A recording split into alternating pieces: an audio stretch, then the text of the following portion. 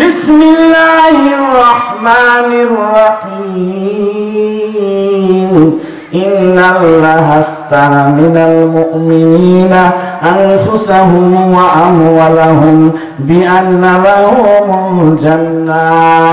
নিশ্চয় আমি মুমিনদের জান মাল জান্নাতের বিনিময়ে ক্রয় করে নিয়েছি। জোরে বলুন সুবহানাল্লাহ। যারা মুমিন মুমিনাত, যারা নামাজ পড়ে, যারা দিনদার, যারা রোজা রাখে, এদের জান আর এদের মালগুলি আমি জান্নাতের বিনিময়ে খরিদ করে নিয়েছি। জোরে বলুন সুবহানাল্লাহ। অতএব জান দিতে হবে দ্বীনের জন্য।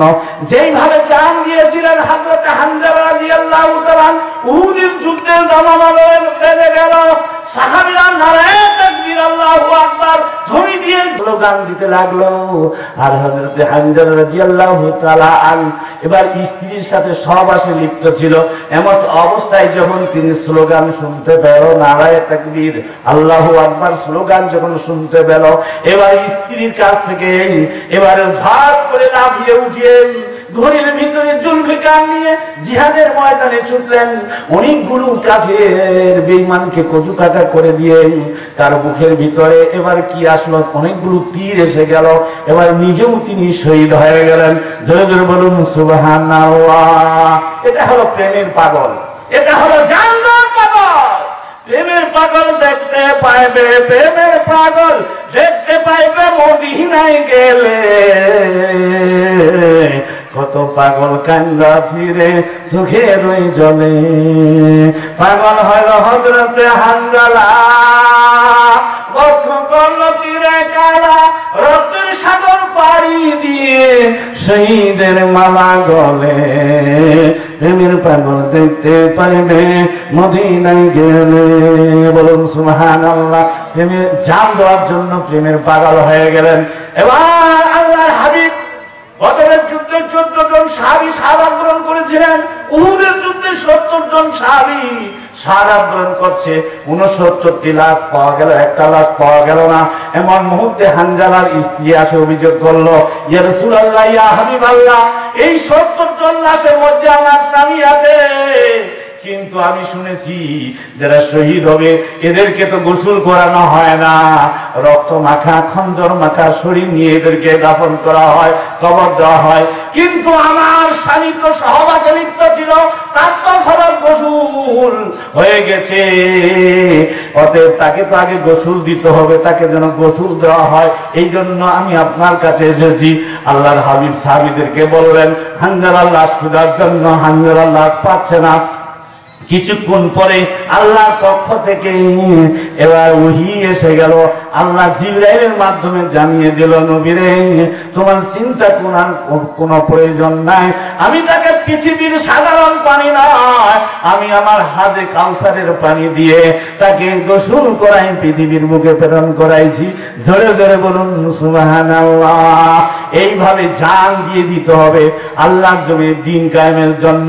যেইভাবে একজন মহিলা হযরত সুমাইয়া রাদিয়াল্লাহু তাআলা আনহা দ্বীনের জন্য, কালেমার জন্য, নামাজের জন্য, রোজার জন্য, আল্লাহর জন্য, দ্বীন কায়েমের জন্য, রাসূলের ভালোবাসার জন্য তিনি প্রথম শহীদ হয়ে গেলেন। লজ্জাস্থানে বল্লম মারি তাকে দুনিয়া থেকে বিদায় করে দিল। তিনি শাহাদাতের পানি পান করে নিলেন। জোরে বলুন সুবহানাল্লাহ। এজন্য আমার আল্লাহ তাআলা বলেন বিআমওয়ালিকুম ওয়া আনফুসিকুম, আমি জানের দ্বারা মালের দ্বারা পরীক্ষা করব। চিৎকার মারে বলুন সুবহানাল্লাহ। তাহলে হাজরিন, মাল দিতে হবে, মালের পরীক্ষা হবে। আপনার এই যে ভুট্টা লাগাইছেন, আম লাগাইছেন, জাম লাগাইছেন, যত রকমের সম্পদ আছে সব সম্পদের পরীক্ষা আমার আল্লাহ নেবে। পরীক্ষা ছাড়া আল্লাহ আপনাকে জান্নাত দিবেন না। কিভাবে পরীক্ষা নেবেন? হযরতে আবু বকর সিদ্দিক রাদিয়াল্লাহু তাআলা ছিলেন আরবের মধ্যে সবচেয়ে বেশি ধনাঢ্য ব্যক্তি ছিলেন, অর্থশালী ব্যক্তি ছিলেন। জোরে বলুন সুবহানাল্লাহ। তাবুকের যুদ্ধের জন্য আল্লাহর হাবিব একদিন এশার নামাজ পড়ে ঘোষণা করলেন আগামীকাল যুদ্ধ হবে। এই যুদ্ধের আঞ্জাম অনেক টাকা লাগবে, অনেক পয়সা লাগবে, অতএব তোমরা সকলেই দান করবে। যার বাড়িতে যা আছে তোমরা দান করবে। সকলেই প্রতিযোগিতামূলক দান করে শুরু করে দিল। হযরত উমর রাদিয়াল্লাহু তাআলা ভাবে না, হারে কোনোদিন আবু বকরকে আমি হারাতে পারি নাই, আজকে আবু বকরের কিছু নাই, আমি তাকে আজ হারাবো। হযরত উমর রাদিয়াল্লাহু তাআলা বাড়ির ভিতরে গোটা সম্পদগুলোকে দুই ভাগে ভাগ করলেন। যতগুলো সম্পদ ছিল সবগুলোকে দুই ভাগে ভাগ করলেন। এক ভাগ বাড়ির জন্য রাখলেন, এক ভাগ দিন কায়েমের জন্য দিয়ে দিলেন। জোরে বলুন সুবহানাল্লাহ। হযরত উসমান রাদিয়াল্লাহু তাআলা তাই করলেন, হযরত আলী রাদিয়াল্লাহু তাআলা তাই করলেন, সমস্ত সাহাবীরা করলেন। এবার সমস্ত সাহাবীরা যখন দান করলেন, এবার আল্লাহর হাবিব সাহাবীদেরকে জিজ্ঞাসা করছে, এক একজনকে বলছে তুমি কতটুকু দিয়েছো? বলছে আমি এত দিয়েছি। তুমি কতটুকু দিয়েছো? বলছে আমি এত এত দিয়েছি। হযরত ওমরকে প্রশ্ন করে, ওমর রে তুমি কতটুকু দিয়েছো রে ওমর?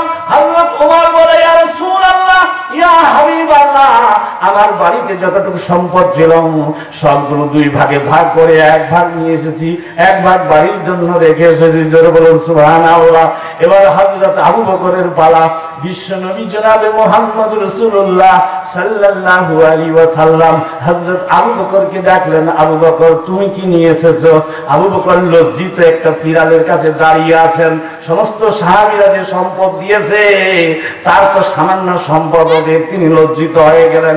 আল্লাহর হাবিব তার ধমক দিলেন, আবু বকর সামনের দিকে আসো, বলো তুমি কি নিয়ে এসেছো, কি দিয়েছো? হযরত আবু বকর বলে, ইয়া রাসূলুল্লাহ, ইয়া হাবিবাল্লাহ, আমার বাড়িতে যা আছে সব নিয়ে এসেছি। আল্লাহর হাবিব প্রশ্ন করে, বাড়িতে কি রেখে এসেছো? এবার আবু বকর বলে, ইয়া রাসূলুল্লাহ, ইয়া হাবিবাল্লাহ, আমার বাড়িতে আল্লাহ এবং আল্লাহর রাসূলকে রেখে এসেছি। জোরে জোরে বলুন সুবহানাল্লাহ। परवाने को चिराग है, परवाने को चिराग है, बुलबुल को फूल बसो। अबू बकर के सिद्दीक के लिए है खुदा का रसूल बसो। জোরে বলুন আল্লাহু আকবার। তার মানে হযরত আবু বকর জবাব দিলেন, পতঙ্গের জন্য যেমন প্রদীপ যথেষ্ট, আর বুলবুল পাখির জন্য যেমন ফুলই যথেষ্ট, আবু বকর রাদিয়াল্লাহু তাআলার জন্য আল্লাহ এবং আল্লাহর রাসূলই যথেষ্ট। জোরে জোরে বলুন সুবহানাল্লাহ। প্রিয় হাজরিন, এইভাবে হযরত উসমান রাদিয়াল্লাহু তাআলা 51 জন সাহাবী দান করেছিলেন, তিনি একা অতটুক দান করেছিলেন। প্রিয় হাজরিন, মহিলাদের মধ্যে বিশ্ব নবীর অন্যতম স্ত্রী, প্রথম স্ত্রী খাদিজাতুল কুবরা রাদিয়াল্লাহু তাআলা আনহা আরবের মধ্যে সবচেয়ে, মহিলাদের মধ্যে সবচেয়ে প্রভাবশালী ব্যক্তি ছিলেন, অর্থশালী ব্যক্তি ছিলেন হযরতে খাদিজা রাদিয়াল্লাহু তাআলা। তিনি বিশ্ব নবীকে তার সমস্ত ধন ভান্ডার ইসলামের জন্য কুরবানি করে দিলেন। জোরে বলুন সুবহানাল্লাহ। এই জন্য আমার আল্লাহ তাআলা সূরা তাওবার 111 নম্বর আয়াতে বলেন, আমি মুমিন মুমিনাতের জানমাল জান্নাতের বিনিময়ে ক্রয় করে নিয়েছি। জোরে বলুন সুবহানাল্লাহ। অতএব আপনার যে সম্পদ আছে, আপনি যদি মুমিন হন, আপনি যদি মুমিন হয়ে থাকেন, মুমিনাত হয়ে থাকেন, তাহলে মাদ্রাসার জন্য অবশ্যই আপনাকে দান করতে হবে। যা আছে তাই দান করতে হবে, কারণ ওটা আপনার নয়, ওটা আল্লাহ। আল্লাহ আপনার কাছে আমানত রেখেছে। আল্লাহ যখন দিতে বলবে তখন অবশ্যই দিতে হবে। এখানে ওলামায়ে কিরাম বক্তা সাহেব যখন আপনাদের কাছে চাইবে, অবশ্যই আপনাকে মাদ্রাসায় দান করতে হবে, কারণ ওটা আপনার নয়, ওটা আল্লাহ। আপনার জানার মাল আল্লাহ জান্নাতের বিনিময়ে, আপনি যদি জান্নাতে যেতে চান, জান্নাতের টিকিট আপনাকে অবশ্যই করতে হবে, আর সেই টিকিট হলো জানার মাল। জোরে জোরে বলুন সুবহানাল্লাহ।